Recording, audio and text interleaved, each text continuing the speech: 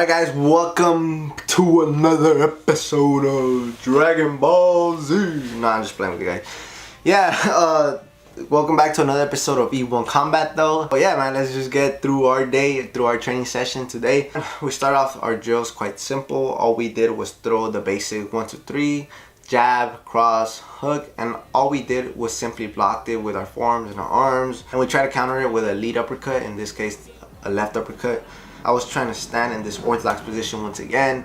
It's very funky to me and it's very different to me because I'm not used to standing this way or used to seeing shots like this. So sometimes I would get certain things confused. I would actually admit I was the one messing up, so there would be instances in which things were flowing quite naturally and then I would just for some reason get confused and we would have to start the drill all over.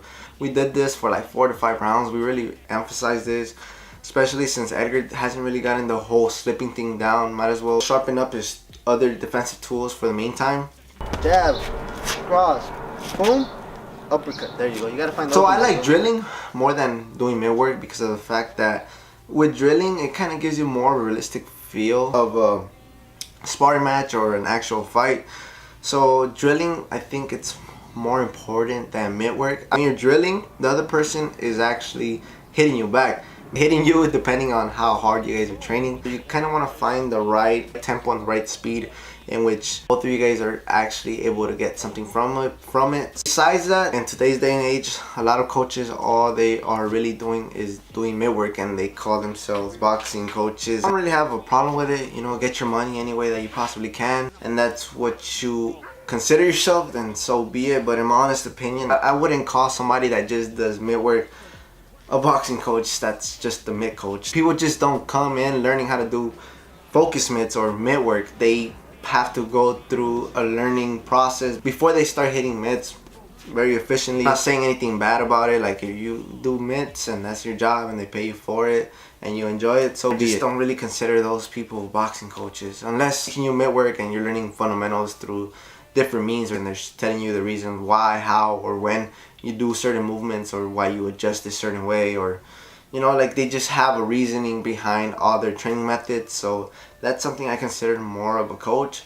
So yeah man, like I said, I'm not trying to bash anybody. So yeah man, let's just get back to this video. Don't reach for the punch like when you're in here. Just boom, alright? Boom, and you just step back, right? There you go, step back, step cross, there you go. The next thing that we started drilling was just simply jabbing. Like I said, I want to perfect this jab. That's one of my main focus.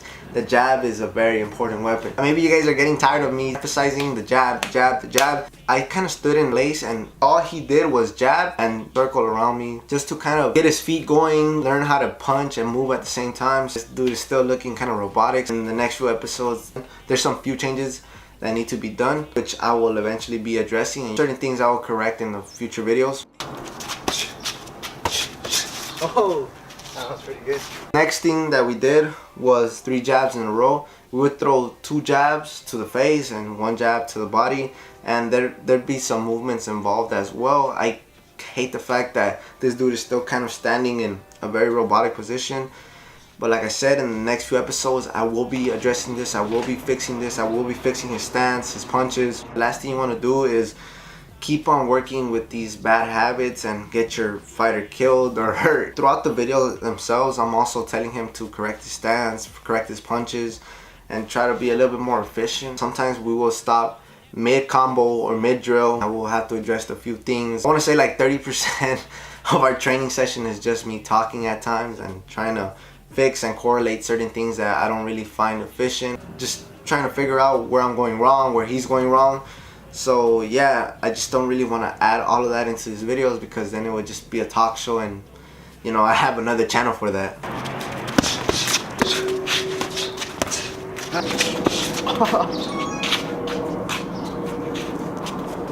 Sure felt that one.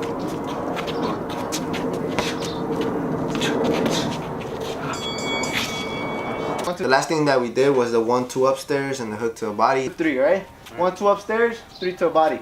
So try to block the 1-2 upstairs or catch 1-2 and then try to block or try to get out of the hook to the body, okay? Showing Edgar how to land to the body. You can't always just be a headhunter. And sometimes in those drills that we've done, like Edgar just hasn't been efficient to the body. I just want to show him that you don't have to just be targeting the head over and over and over again. So that was the last drill that we did.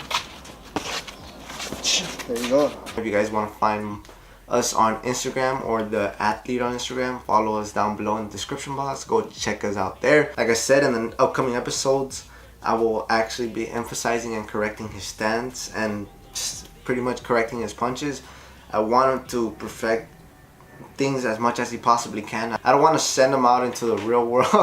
I sound like a dad. But I don't want to send him out like into the real world and thinking in his mind that he could take on anybody, or that with the knowledge that he has, he's able to defend himself, because that's not true. But yeah, man, there'll be a few corrections in the upcoming episodes. So yeah, man, hopefully you guys enjoyed this video. Till next time. It's all good though, bro. That's why we're drilling. Learning experience, right? Yeah, you learn, fool. Oh, well, it's all experience. It's all drilling. You learn it, you repeat it, you get used to it, you move on. Either way, this sport is mostly pure reflex. It's just like what you do automatically, pretty much, for the most part.